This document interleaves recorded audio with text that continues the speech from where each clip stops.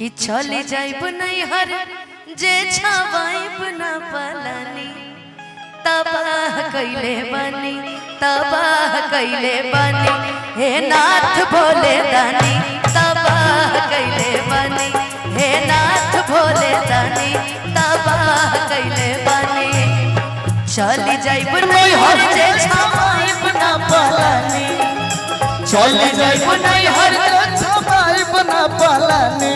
तबाह कैले बनी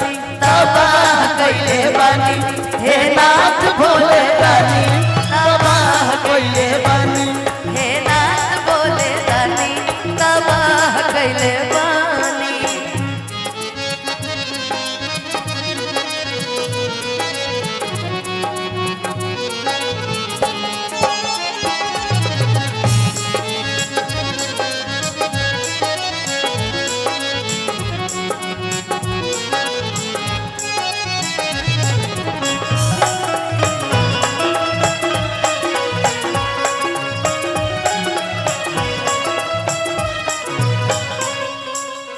छोटे गणेश छोटे बड़े कार्तिक हो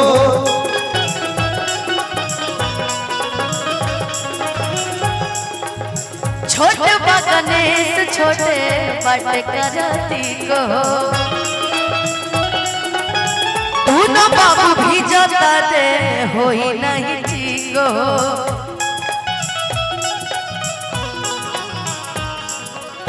छोटे गणेश छोटे बड़े कार्तिक हो दोनों बाबू भी जाता दे होई नहीं ठीक हो कहवा छुपाई चारू ओरी बरसे पानी कहवा छुपाई चारू ओरी बरसे पानी तबाह कैले बनी हे नाथ भोले दानी तबाह कैले बनी हे नाथ भोले दानी तबाह कैले बनी कि ना हमसे भंगिया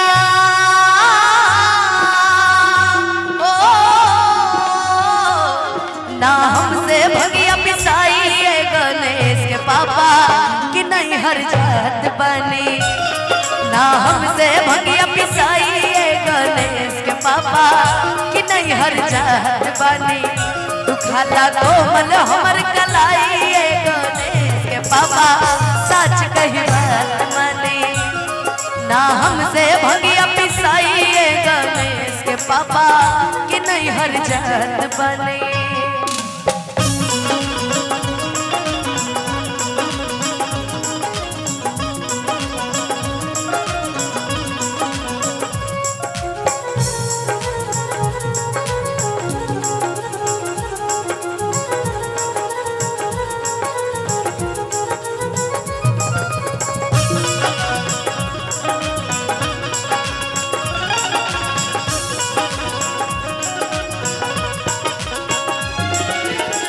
भंगिया धतुरवारा हमसे ना पिसाई बसहा के डोरी लेके घूमल न जाई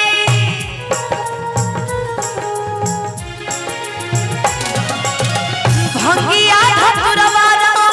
हमसे ना पिसाई बसहा के डोरी लेके घूमल न जाई काहे करनी अखिया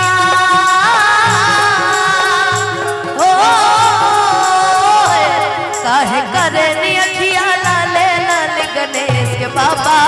सच कही बात मानी ना हमसे भंगिया पिसाई गणेश के बाबा